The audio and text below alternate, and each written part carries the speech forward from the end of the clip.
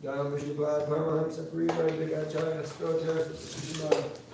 His divine loving grace of Vaicharanavinda Bhaktivedanta Swami Srila Prabhupada ki. ISKCON founder Acharya Srila Prabhupada ki. Jaya Vishnupad Paramahamsa Purivardhakacharya Stotra Srimad. His divine grace Srila Bhakti Siddhanta Saraswati Goswami Maharaj Prabhupada ki. Ananta Koti Vaishnava Acharya Srila Haridas Thakur ki. Prem se kaho Shri Krishna Chaitanya Prabhu Nityananda Shri Advaita Gadadhar Shri Vasari Gaur Bhaktivinoda ki.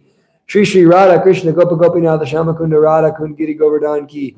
Shri Vrindavan Dham ki. Shri Mayapur Dham ki. Shri Chaitra Jagannath Puri Dham ki. Ganga Maya ki. Jamuna Maya ki. Bhakti Devi Tulsi Maharani ki. Harinam Sankirtan Yagya ki. Hare Krishna Mahamantra ki. Grantaraj Srimad Bhagavatam ki. Shri Shri Radha Madhava ki, Shri Shri Gauri Nitai ki, Shri Sitaram Lakshman Hanuman ki, Sina Singade Prahlad Maharaj ki, Shri Giriraj Govardhan ki, Nitai Gaur Premanande. All glories to the assembled devotees. All glories to the assembled devotees. All glories to the assembled devotees. All glories to Sri Sri Guru, Sri Gauranga. All glories to Srila Prabhupada. Om Ajnanatamarandhyasya Ginanjana Shalakaya Chakshur Militam Yena Tasmai Sri Gurue Namah Shri Chaitanya Manobhistam Stapitam Yena Bhutale Swayam Rupa Kadamayam Dadati Swapadantikam Vandeyam Shri Guru Shri Yuta Padakamalam Shri Gurun Vaishnavamscha Shri Rupam Sagajatam Sahagana Raghunathan Vitam Tam Sajivam Sadvaitam Savadutam Parijana Sahitam Krishna Chaitanya Devam Shri Radha Krishna Padan Sahagana Lalita Shri Vishakanvitamscha Hey Krishna Karuna Sindhu Dina Bandhu Jagatpate Gopesha Gopika Kanta Radha Kanta Namostute Tapta Kanchana Gaurangi Radhe Vrindavanishwari Vishubhana Sute Devi Paramami Hari Priye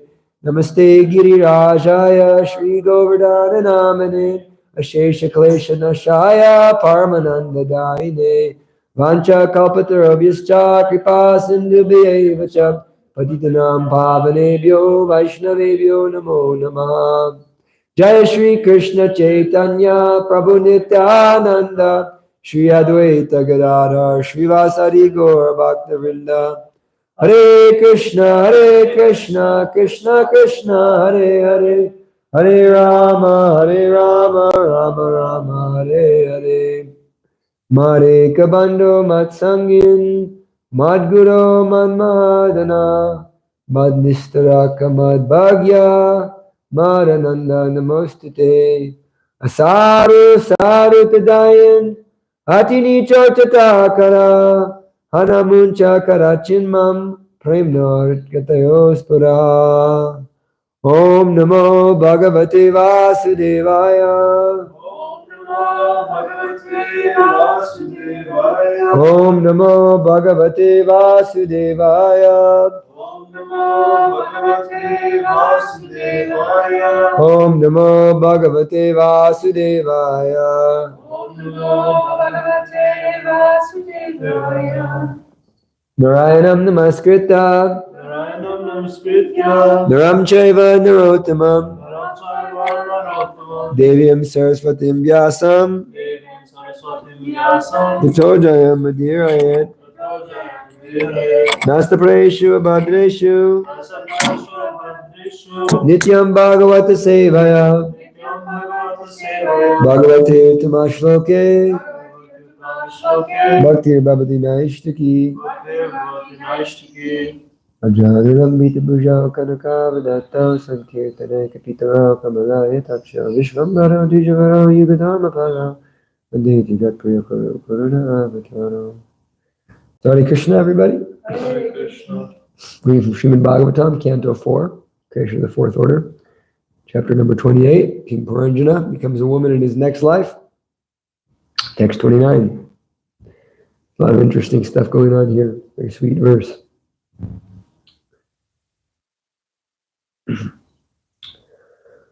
Upaye me viryapanam Vaidarbhim malay dvaja Yudi nirjitya rajanyan Pandya para paranjaya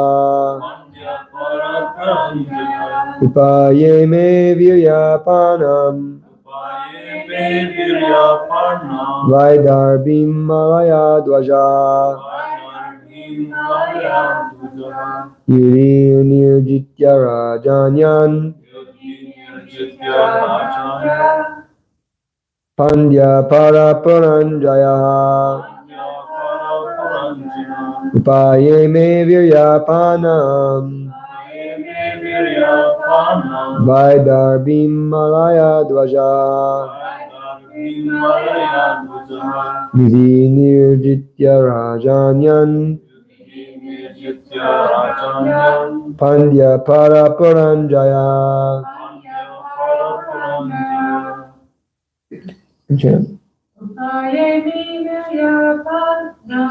Upayemi viryapanam Vaidarbhim malaya dvaja Nirjitya rajayan Pandya para paranjaya Upayame viryapanam Vaidarbhim malaya dvaja Yuri nirjitya rajanyan Padya para paranjaya Upayame viryapanam Vaidarbhim malaya dvaja Yuri nirjitya rajanyan Pandya para paranjaya. Okay, next word. Upayeme, married. Virya, of valor or prowess. Anam, the prize. I'm sorry. Vaidarbhim, daughter of Vaidarbha. Malaya Dwaja, Malaya Dwaj. Yudi, in the fight. Nirjitya, after conquering. Rajanyan, other princes. Pandya, best of the learned, or born of the country known as Pandu. Para, transcendental. Param, city. Daya, conqueror. Translation by Srila Prabhupada. It was fixed that Vaidarbhi, daughter of King Vaidarbha, was to be married to a very powerful man, Malaya Dwaja, an inhabitant of the Pandu country. After conquering other princes, he married the daughter of King Vaidarbha. Please repeat. It was fixed that Vaidarbhi, daughter of King Vaidarbha, was to be married to a very powerful man,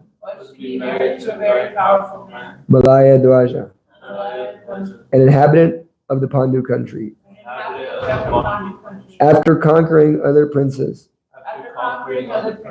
he married the daughter of King Vaidarbha. Purport. It is customary amongst Kshatriyas for a princess to be offered under certain conditions. For instance, Draupadi was offered in marriage to one who could pierce a fish with an arrow simply by seeing the reflection of that fish. Krishna married one of his queens after conquering 7 strong bulls. The Vedic system is for a daughter of a king to be offered under certain conditions. Vaidarbhi, the daughter of Vaidarbha, was offered to a great devotee and powerful king. Since King Malaya Dwaj was both a powerful king and a great devotee, he fulfilled all requirements. The name Malaya Dwaja signifies a great devotee who stands as firm as the Malaya hill, and through his propaganda makes other devotees similarly as firm. Such a Maha Bhagavata can prevail over all the opinions of others. A strong devotee makes propaganda against all other spiritual conceptions, namely jnana, karma, and yoga. With his devotional flag unfurled, he always stands fast to conquer other conceptions of transcendental realization. Whenever there is an argument between a devotee and a non-devotee, the pure, strong devotee comes out victorious. Yeah. The word pandya comes from the word panda, meaning knowledge. Unless one is highly learned, he cannot conquer non-devotional conceptions. The word para means transcendental and pura means city. The Parapura is a Vaikuntha kingdom, the kingdom of God. And the word Jaya refers to one who can conquer. This means that a pure devotee who is strong in devotional service and who has conquered all non-devotional conceptions can also conquer the kingdom of God. In other words, one can conquer the kingdom of God. Vaikuntha can also conquer the kingdom of God. In other words, one can conquer the kingdom of God, Vaikuntha, only by rendering devotional service. The Supreme Personality of Godhead is called Ajita, meaning that no one can conquer him, but a devotee, by strong devotional service and sincere attachment to the Supreme Personality of Godhead, can easily conquer him. Lord Krishna is fear personified for everyone, but he voluntarily agreed to fear the stick of Mother Yashoda. Krishna, God, cannot be conquered by anyone but his devotees. Such a devotee kindly married the daughter of King Vaidarbha.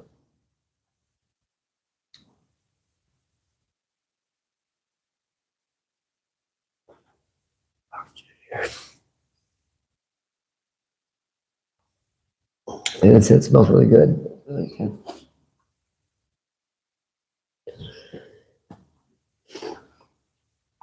Better than the other stuff. It's better than the other stuff.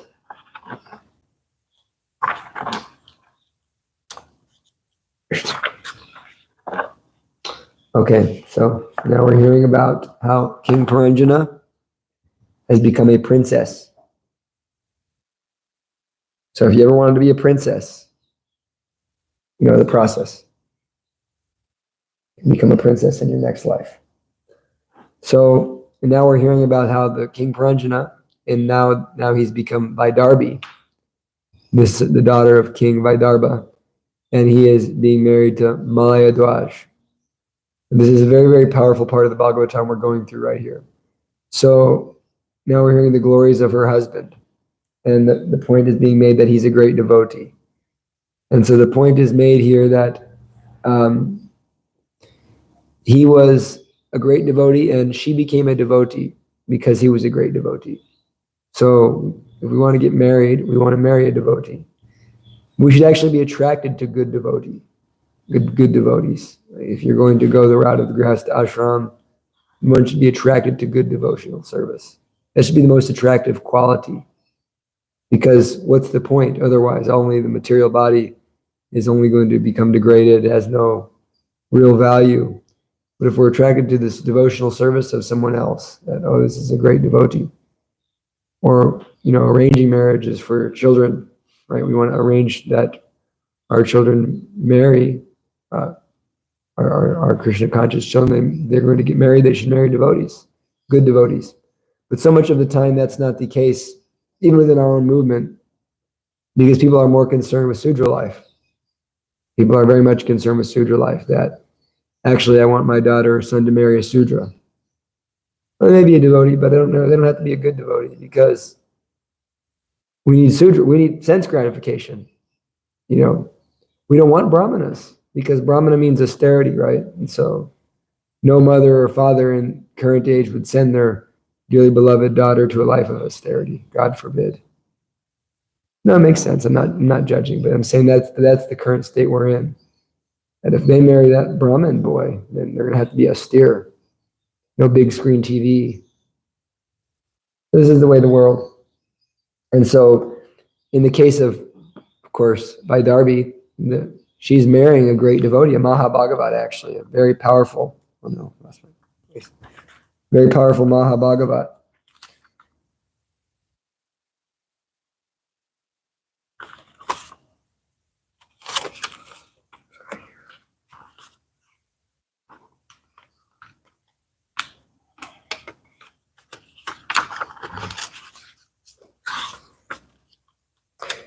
Bhakti arises from the association of devotees by their spontaneous mercy. This is sown in Paranjana's next life as Vaidarbhi, where he attained the association of a devotee through marriage.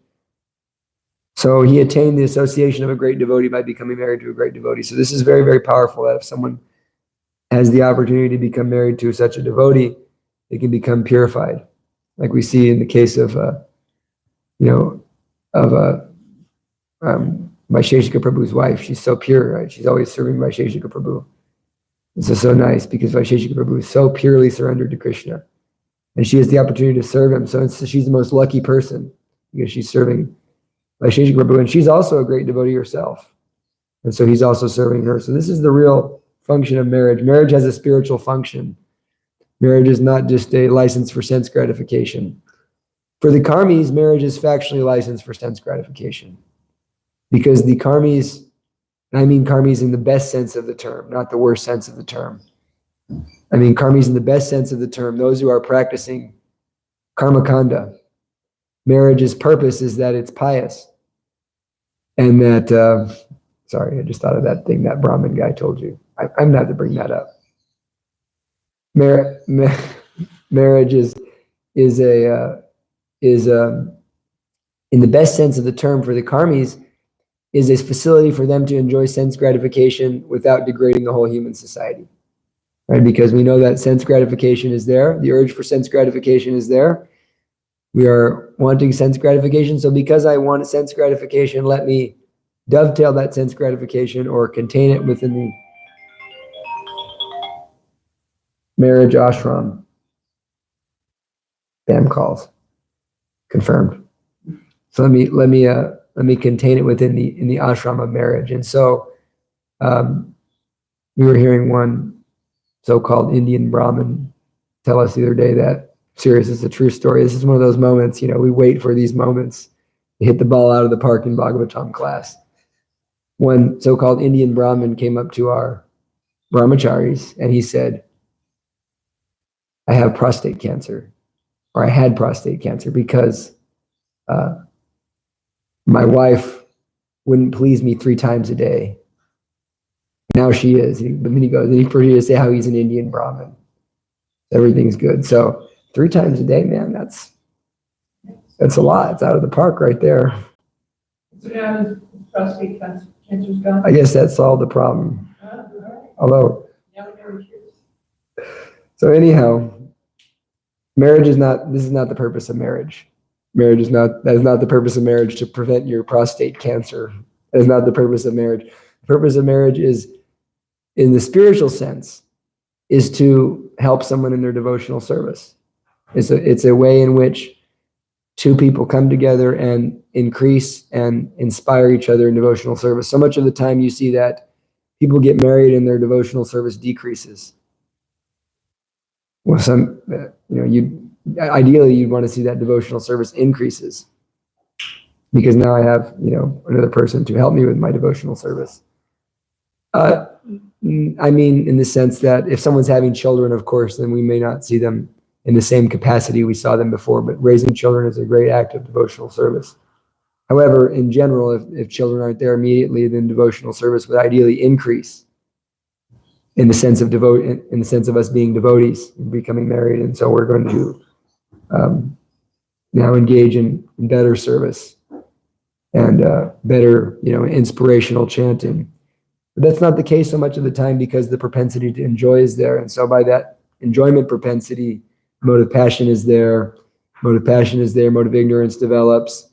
And so now I'm not taking my practices as seriously. I don't got to hear Bhagavatam.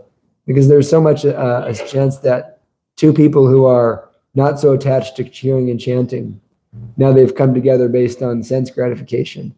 And we're going to be good devotees, and maybe even they're devotees, but they're not so attached to hearing and chanting. And so now I can enable you to not hear and chant, and you can enable me to not hear and chant. And so, you don't want to hear and chant? I don't want to hear and chant either. We don't have to hear and chant. Let's watch a movie. So in that sense, it makes things worse. But sometimes you find that, people who are in the Grihastha ashram, the real Grihastha ashram, they increase the hearing and chanting, just like our dearly beloved Damodar and Divya, they read an hour of Bhagavatam every day. Vaisheshika Prabhu, he reads with his wife every single day. And actually, they will not go to bed without reading a little bit. They have to read a little bit. That's part of their whole policy. You see, this is their perfection of the Grihastha ashram. And we see the result that Vaisheshika Prabhu is so empowered, because it's not about, renunciation in the sense that one has to be a sannyasi, one has to be a brahmachari. Renunciation in the sense that we are attached to the process of hearing and chanting and serving Krishna. So if the Grihastha ashram facilitates that, that's good. But because of this sutra mentality, and because people don't want to be brahmanas, and because people are not following the actual process of varnashram dharma in the sense that they're brahmacharis, they're good brahmacharis, they're learning to control their senses, learning to control their mind, learning how to live a sadhana life. They learn how to be in an ashram, in the brahmachari ashram, and so then they can turn their grihastha life into an ashram. Otherwise, I've not lived my life in the ashram as a brahmachari, and now I'm trying to make this whole much more difficult ashram an ashram. And so then it's not an ashram, it's not a shelter. It becomes a source of misery. And so we see that there's divorce, there's fighting, there's so many problems, and entanglement. So there is a proper way. So marriage has a spiritual function, and we're seeing that in this verse, that Vaidarbhi was so fortunate to be able to become married to a great devotee. And so that's a great source of attraction, if we can become attracted to someone's devotional service. And we see that, in different stories in the Vedas. People are, they're attracted to the devotional service, and they want to marry a devotee. And like weirdly enough, I've been to a few marriages the last 6 months. And, in each case, my Guru Maharaj was there. So I was there with him. But I was seeing, that one of the things the priest says is, there's prayers in the marriage ceremony about how, you're going to increase your devotional service, and how, the wife should be attached to the husband based on devotional service. So it's not a facility for sense gratification. And in the sense that if there's a sadhu, if you become attached to a sadhu, it opens the doors to liberation. Mahat Sevam Dwaram. The doors of liberation are opened. In the other sense of the word, if you are attached to a woman or a man who is attached to women, then the doors to hell are wide open. So there's kind of a paradox here. If the woman is attached to a man who's attached to Krishna, Mahat Sevam Dwaram, because of that service to that man, then the doors to liberation are open. In a similar way, if the man is attached to a woman because she's a good devotee, in Mahat Sevam Dwaram, but if the man is attached to the woman because she's got the parts of a woman, then the doors to hell are wide open. And so therefore there has to be a standard of devotional service, and we should make that a serious priority in our life, to come to the standard of, solid nishta, hearing and chanting. So in this sense, we're hearing that he was a great devotee, and we're going to hear how he becomes like Guru Pati, right? He's the husband, but he's also the guru. He's the guru, and the husband should act as the guru of the wife, and the wife should act as the guru of the children, and the husband should act as the guru of the children. This is proper. And of course, King Rishabdev Maharaj, Lord Rishabdev, he explains that, one shouldn't become a husband, one shouldn't become a father, one shouldn't become a spiritual master, one shouldn't become a worshipable demigod or a king unless he's able to deliver his descendants from the path of repeated birth and death. So we can't deliver ourselves from the path of repeated birth and death, and we certainly shouldn't think of delivering others. Therefore, once again, the point is being made that we must become good devotees ourselves. We must really come to the level of strong devotional service. And so one of the interesting things that we can learn about this verse that I've found is that each of these words, there's kind of double meanings here. That King Malaya Dwaja, there's different meanings. So Dwaja means the best among devotees who are equal to the Malaya mountain range, and similarly worthy of worship. So this is still this analogy going on that Narada Muni is giving. So King Malaya Dwaj is the king of devotees, a solidly strong devotee, This is the ideal husband. He's like an immovable in his devotional service. He's Malaya Dwaj. And Upayeme is translated and is described as marriage, but the word Upayeme also means to become a student of. Upa, like we hear Upadeshamrita, the nectar of instruction. So this Upayeme, that actually she's becoming a student of Malaya Dwaj, this great devotee. Paraparanjayaha, he who cuts all the doubts arising from other philosophies.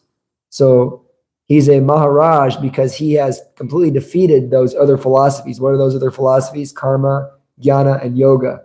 He's solidly understands the conclusion of devotional service and lives in that conclusion. Therefore, he is Paraparanjayaha. And he's Virya Panam. He's had great mercy as his power. He's powerful. But what is that Vira? That Vira is that he's greatly merciful. So in that way, he is a great devotee of the Lord. And this is coming from some other acharyas, but Srila Prabhupada in the purport, he brings these points out where he gives us a change. He says, very nicely, he says, since King Malaya Dwaja was both a powerful king and a great devotee, he fulfilled all the requirements. The name Malaya Dwaja signifies a great devotee who stands as firm as the Malaya hill, and through his propaganda makes other devotees similarly as firm. So, what is a great devotee? It's someone who can make other devotees. Prabhupada says that time and time again, that you can judge a devotee by the amount of other devotees he's making. And so we understand Srila Prabhupada is the greatest devotee of modern times. So in association, this verse is explaining that King Malaya Dwaja, he had made other devotees. He had defeated all these other philosophies.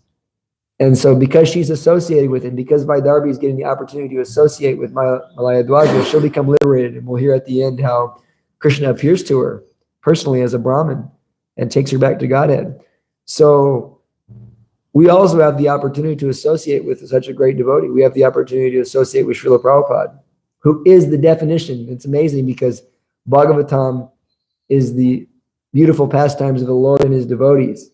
And there is the book Bhagavat, and there's the person Bhagavat, who is the personification of the Bhagavatam. And Prabhupada so humbly speaks of the person Bhagavat, knowing full well that he is the person Bhagavat. There is no one. He's the word become flesh, you can say it. That's the Christian thing to say, but Srila Prabhupada is the definition. He's the perfect personification of everything we hear about in the Bhagavatam, so completely and perfectly. And so we're hearing how the Bhagavatam completely destroys Dharma projito kaitavo paramo nirmatsaranam satam. The Bhagavatam completely rejects those religions which are cheating and establishes the highest truth, which is reality distinguished from illusion for the benefit of all. And Srila Prabhupada personally, in every lecture, in every class, completely destroys all of the Mayavadi philosophy, Sunyavadi philosophy. He is so firmly fixed in rejecting, jnana, karma, yoga, but only presenting the true and final conclusion of the Vedas, which is bhakti. So in this way, he makes devotees and he wins the debates. And so if we associate with Srila Prabhupada, we also find ourselves making devotees and winning debates. If you want to feel like, what hope is there for a nerd like me to feel like a fighter or an athlete or something like that? But I feel that when we're able to become empowered, we feel the empowerment from our Guru Maharaj and Srila Prabhupada, and we get to argue with a Mayavadi or some person, and it's like you're Muhammad Ali because Srila Prabhupada is behind you. And they get that look in their eye. It's addicting, where they say, there's nothing I can say that can defeat you. This philosophy is undefeatable. And it's happened to me so many times now that people, your philosophy is undefeatable because we are armed with the mercy of Srila Prabhupada. And by his association, we become empowered to do amazing things. So we have to associate with Prabhupada by reading his books, hearing his classes. It's so powerful. If we don't associate with the Mahabhagavat, then how can we expect to become little Bhagavats even? We have to associate with the Mahabhagavat.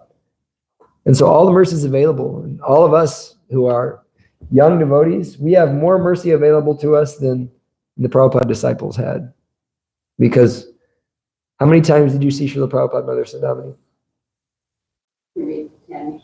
10 times? And did you ever have any personal interaction? No. So how many books were out when you joined the movement? It was up to like the 4th canto. So they were up to the 4th canto. Did you have access to all of Srila Prabhupada's lectures? No. Did you have access to the Srila Prabhupada Leela Amrita or books about Prabhupada's pastimes? Srila Prabhupada memories? So the minimal access, their access to Srila Prabhupada was they loved Prabhupada and they had devotional service. We have access to all of Prabhupada's memories, all of Prabhupada's disciples, all of Srila books that have been written about Srila Prabhupada. We have access to every one of Srila Prabhupada's books and all of his classes, all of his lectures, everything, even things he was doing before he was in America. We have full access to Prabhupada. All we have to do is take advantage of it because the Vani is there in such a powerful way. And Srila Prabhupada is a living personality. He is not dead. That's a total, speaks ill if you say Prabhupada's dead. Srila Prabhupada is living, so alive, and such a real person in our lives that it's so tangible that when you connect to this Mahabhagavat, you can become transformed by his mercy, his love, his empowerment is so real. And then you can also act in his service by making devotees and winning debates, doing things that are totally beyond your capability. And so we're hearing, it goes on to say how the pure devotee can conquer Krishna. Right? It's actually saying that with his devotional flag unfurled, he always stands fast to conquer other conceptions of transcendental realization. We can become inspired by this. This is the Virya Rasa that we should realize. We can conquer all other conceptions of transcendental realization. We can go out, we can conquer them. And whenever there is an argument between a devotee and a non-devotee, the pure, strong devotee always comes out victorious. And so we can feel that. Actually, we shouldn't feel that this is only for Srila Prabhupada. We are representing him. He is behind us. So if we actually accept that mercy from Prabhupada, we will never be defeated by any Mayavadis. We will defeat them. I've seen it. See my Gurudev when he went to Sedona, like all these Mayavadis were just shooting their best guns, and he just calmly defeated every single one of them. Because empowerment is there. Krishna will give you the intelligence. He'll give you the verses. He'll give you the things to say. You can always defeat him. Because Prabhupada's with us. And we're all connected to him. If we read his books, we're connected. We're his Shiksha disciples. He's there. So it's described how Parapura is Vaikuntha, the kingdom of God. And the word Jaya refers to one who can conquer. This means that a pure devotee who is strong in devotional service and who has conquered all non-devotional conceptions can also conquer the kingdom of God. In other words, one can conquer the kingdom of God, Vaikuntha, only by rendering devotional service. So this is what we're talking about here. We can conquer Krishna. You can conquer God. You talk about power. So Malaya Dwaj is one who had conquered the Supreme Personality of Godhead with his love. And we see that. We see that in Lord Chaitanya. Prabhupada gives the example of Mother Yashoda. But even Lord Chaitanya, because we're speaking in a philosophical way, Lord Chaitanya, right, he sat on the pile of trash. And as he was sitting on the pile of trash, he was, eating, touching on dirty things. And Mother Sachi came to chastise him. And he said, it's all the same. It's all Brahman. Even the trash is Brahman. Why should I care? Mother Sachi defeated his Mayavadi philosophy. They had a philosophical debate, even though Lord Chaitanya was a little boy. And so Mother Sachi defeated his Mayavadi philosophy, and he accepted his defeat. So she can conquer Krishna even when Lord Chaitanya pretends to be a Mayavadi. In a similar way, Lord Chaitanya conquered the Sarvabhauma Bhattacharya and Prakasananda Saraswati. We were speaking yesterday. Dira was explaining how Lord Chaitanya conquered. He was a pure devotee. He was of course Krishna himself, but he was acting in the way of a pure devotee. The devotee develops the character. So with all of this, we're seeing how Malayadwaj was such a qualified husband. He was a great devotee. And he was one who can conquer Krishna. So I was going to speak a little bit about conquering Krishna, and I didn't have so much time to prepare for this class thinking about it. So I was decided I would share something on my Gurudev's request. Last night, we had a beautiful conversation after some time we were all sharing Krishna's pastimes, and Gurudev was sharing Krishna's pastimes in the Krishna Cove. So it was really sweet. And I brought out some of the things I've read in this book by Shivaram Swami Maharaj, the Navavraj Mahima. It's the 600 pastimes of Krishna in this book. So many of them are unknown, and there's many details of pastimes we do know from other, Garga Samhita, Padma Purana, and there's more details of the pastimes. So I thought I'd read about conquering Krishna.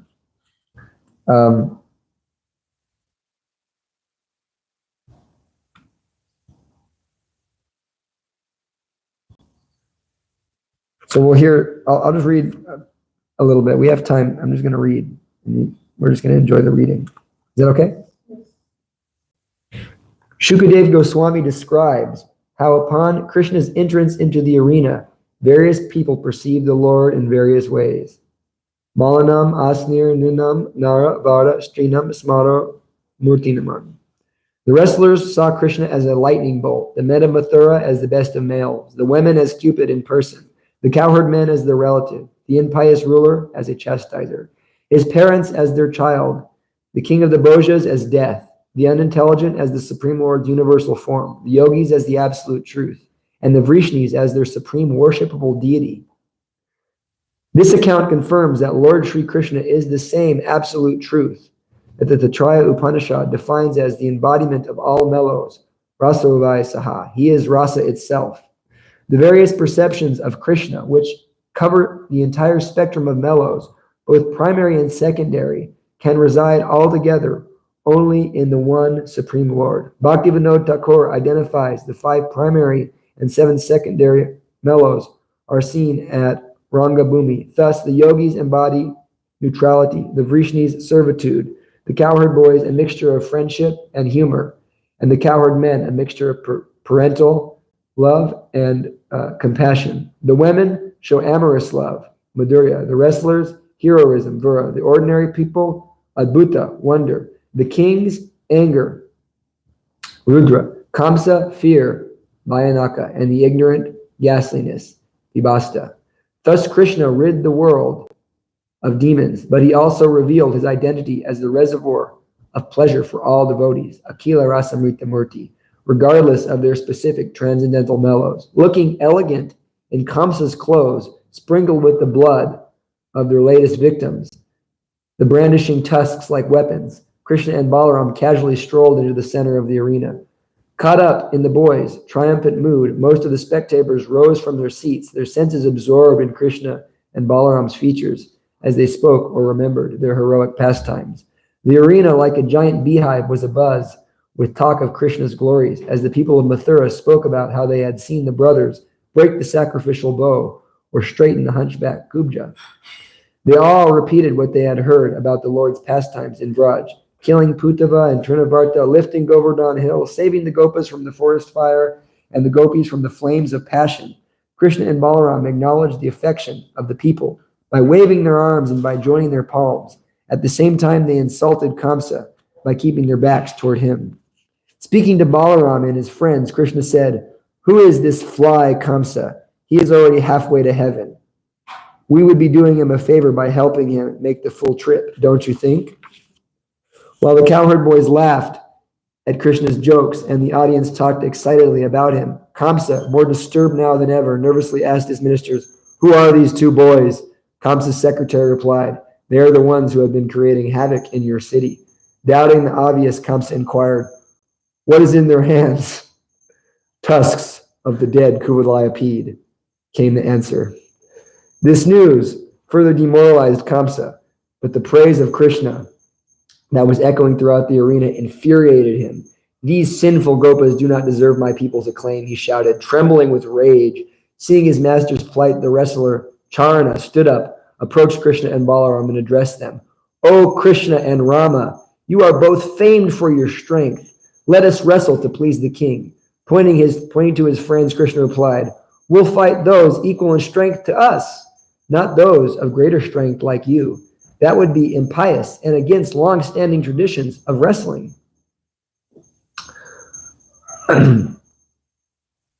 Undeterred, Charna continued, we have heard that you boys always wrestle as you tend the cows. Besides, you have just killed the invincible Kuvalayapid. You must be strong. Accept our challenge. Krishna and Balaram, suddenly, tired of wasting time, approached Kamsa's dais, and with defiant smiles drove the elephant's tusks into the ground, as if driving stakes into Kamsa's heart. The wrestlers then paired off, Krishna with Charna, Balaram with Musika. The four combatants entered a violent struggle, as male elephants in the jungle sometimes fight over a female elephant. The two brothers and their wrestlers, all skilled, seasoned fighters, walked limbs, freed themselves, and punched and slapped one another, each with eager confidence that he would be the victor. Sometimes they struck one another on the chest. At other times, they lifted their opponents in the air and threw him to the ground with a crashing sound that drew loud gasps from spectators. Their bodies were their only weapons. The full extent of that armory consisted of fists, elbows, knees, thighs, and feet, all of which they used against each other to their full advantage. But the women were not so happy to see the two delicate boys compete against the professional wrestlers. Their fair-minded amongst the people criticized the organizers of the match, and even the king himself. While elders, kings, and merchants expressed disapproval in their own ways, the women of Mathura, absorbed in the two brothers' beauty, were carried away on the waves of the gopis' good fortune. There is no place more pious than Vraj, they said, where the Supreme Lord, in the guise of a human being, plays the flute and herds cows in the company of his brother. We cannot imagine the austerities that the gopis must have endured to be able to always see the loveliness of Krishna's body and to live in his village, constantly singing his glories. Krishna heard the ladies' praise and remembered the gopis. That momentary distraction gave Charna the upper hand.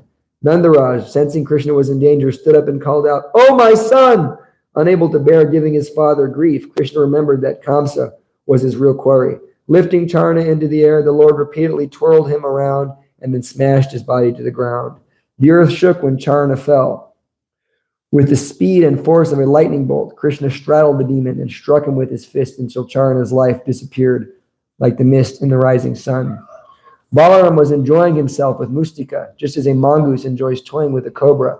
When Krishna gave him the sign that it was time to move on, he quickly dispensed his opponent. At the start of the fight, Charna and Mustika had faulted Kamsa for pairing them with weaker opponents, but as the match wore on, they thought ill of their king for setting them up against indomitable foes. Now that these foremost wrestlers lay dead in pools of their own blood, there were other wrestlers. Kutta, Shala, and Toshala challenged the two lords. In no time, all their corpses also decorated the arena. Here's the point I wanted to get at, this point here. When the other wrestlers saw their superiors were no more than moths engulfed in the fire of the two brothers' invincible strength, they fled for their lives without taking the permission of Kamsa. These 5 dead wrestlers had attained Krishna's mercy through a cause they received for abandoning their varna. Their history begins with the sage Uttaya, who lived in the heavenly capital of Amarati. Uttaya's 5 sons gave up studying the scriptures to learn the art of wrestling in Bali Maharaj's school. The boy's father was livid that his Brahmana sons had taken up the work of Kshatriyas. He cursed the boys to become wrestlers on earth. They would become wicked by keeping company with demons, but in the end they would attain liberation when they touched the Lord by wrestling with him. Here's the point I wanted to make. Next part. From the midst of the dead wrestlers, Krishna addressed Kamsa. Now that we have dealt with your soldiers, elephants, and wrestlers, my friends and I would like to display our skills for your highness. Krishna called for Sridham and his other friends to assemble in the center of the arena. In celebration of the brothers' victories, the gopis all began to dance and sing as they do in Vrindavan. Musicians accompanied the boys' performance, which Krishna eventually transformed into a wrestling match. The boys paired off, at times fighting 1-on-1, 2-on-2, or in tag teams. The wrestling exhibition, which went on for about half an hour, drew uproarious praise from the audience and showers of flowers from the demigods overhead. All the while, Kamsa burned in rage. Krishna and Balaram, who had just defeated the greatest wrestlers of all time, were now losing match after match to their friends. Bewildered, Kamsa shook his head and gnashed his teeth in anger. I love that. So then Krishna just defeated Chandrana and Mutsika, and now the cowherd boys are defeating Krishna. And Kamsa just can't understand why. How is this possible that these cowherd boys are defeating Krishna? But they just defeated Chandrana Unable to tolerate being humiliated a moment longer, Kamsa waved his hands wildly to stop the musicians playing nearby. He then stood up and shouted, "Drive these two sons of Vasudev out of the city, throw Nanda into prison, and confiscate the wealth of his people. Behead Ugra Singh and Vasudev, and wherever on earth they may be, kill the Vrishnis, who are incarnations of my enemies, the demigods." Hearing Kamsa's cruel ravings and seeing how fearful Nanda Maharaj for the safety of his sons, the fearless Lord jumped onto the royal dais just as a lion leaps on the back of an elephant. Krishna moved so swiftly that the spectators could not understand how he had appeared before Kamsa. The king himself thought Krishna had somehow descended from the sky. Kamsa, who had seen Krishna as death personified, defended himself with his sword and shield, fighting sometimes in the air, sometimes on the land, while angrily rebuking the Lord with every breath. After about 2 hours, Krishna had had enough. Grabbing Kamsa by the hair, he threw the demon from the dais onto the wrestling mat, jumped on him, straddled his chest, and beat him to death with his fists. Kamsa's body went limp. His diamond-studded crown fell to the ground. The pearls from his necklace scattered everywhere, and his valuable silk clothes were smeared with his own blood. Holding Kamsa by his hair, Krishna proudly dragged the dead king's lifeless body around Rangabhumi as the demigod showered flowers, and people of Mathura joyfully chanted, "Jai, Jai!" As he dragged Kamsa behind him, Krishna remembered the topmost, or the torment the king caused the Vrajvasis and the Vrishnis. Soon the corpse was bruised and scratched, and blood flowed from it in streams. Gradually the crowd became convinced that Kamsa was indeed dead.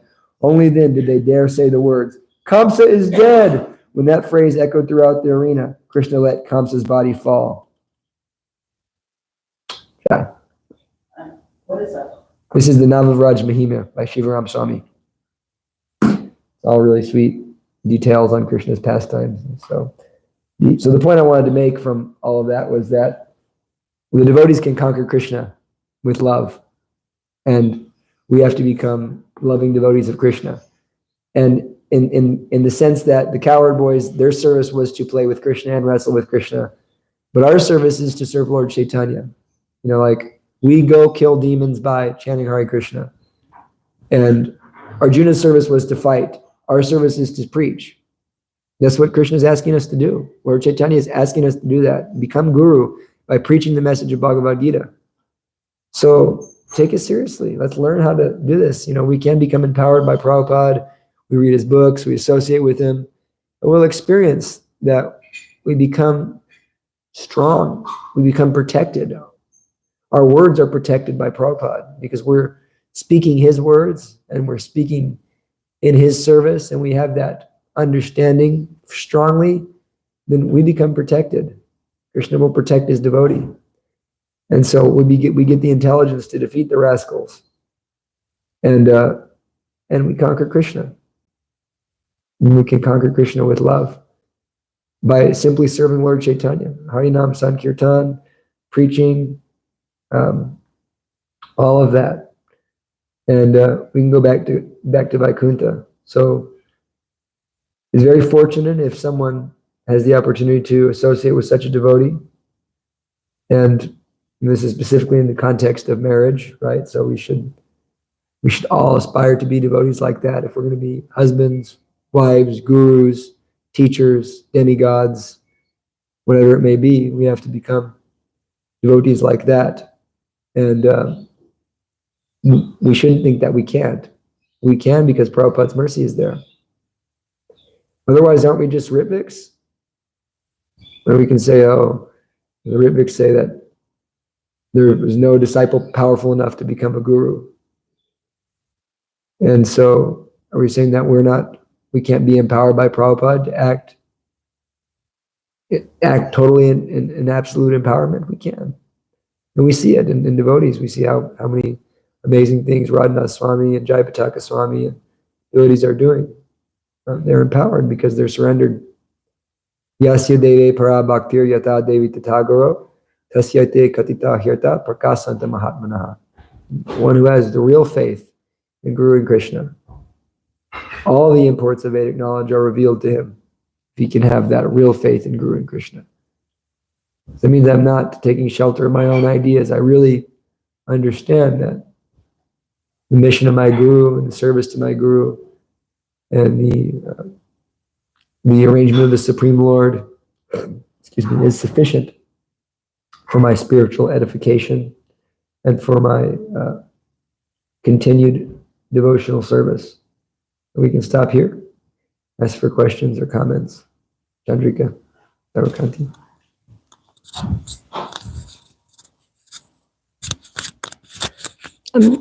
I've heard like devotees say, like business is business, that kind of thing. But Srila Prabhupada said that we should take marriage is serious business. Yeah. And of course, he was referring to to not get divorced. But if you're in, obviously in this day and age, it's a little different and things happen.